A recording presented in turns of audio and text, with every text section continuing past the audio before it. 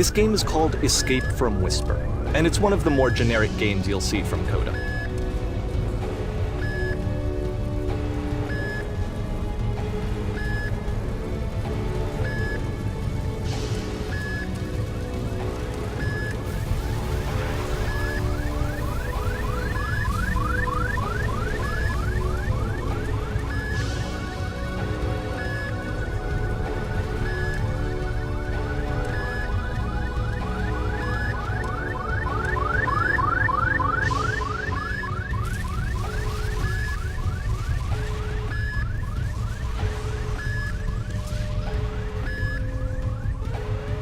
Security hull breached. Hostile alien life form inbound. It kinda looks like this game was abandoned mid-development. For instance, you have this gun, which you'd think would indicate that there are supposed to be monsters or enemies somewhere, but then clearly there are no enemies anywhere. You can't even reload the gun when you run out of bullets. But ultimately we don't really know. Maybe Coda thought that actually it was complete the way that it is. And I think that we should talk about his games for what they are, rather than for what they're not. Enemy force neutralized. Begin ship activation.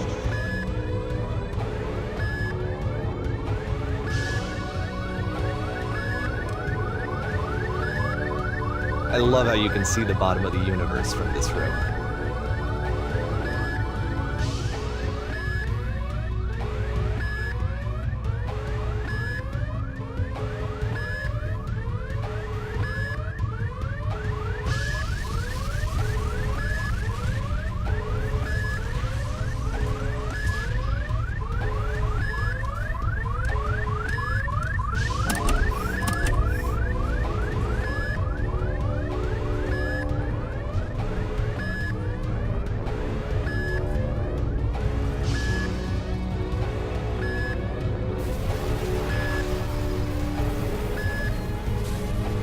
Apparently this space station has a labyrinth on it.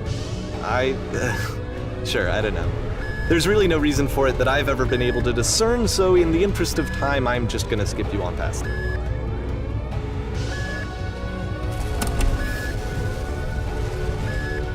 Okay, this is the part that's interesting.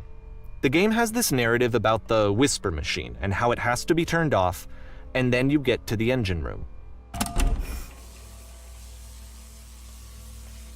Hey, you there, in the engine room. You could save us all. That beam is powering the Whisper machine. We could disrupt it by introducing a great enough heat signature. If your body could stop the beam. It's so much to ask, but for all of our lives, would you do it?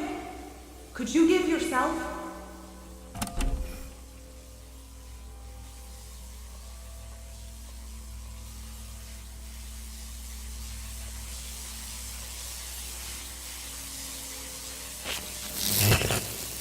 Let me pause here for a second. What you just experienced, stepping into the beam and then dying, is probably what Coda had initially intended when he was developing this level. But when he first compiles and plays it, something goes wrong. There's a bug somewhere. And this is what happens instead.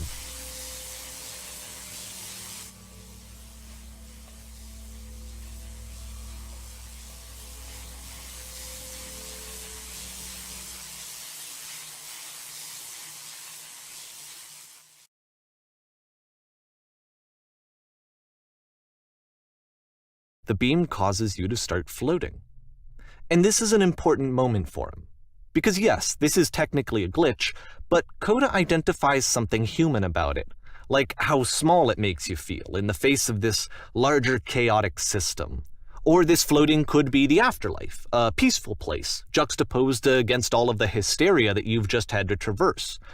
I don't even know. I have no idea what he was thinking, but what's clear is that after making this, something lodges itself in his brain. He wants to do more of these really weird and experimental designs.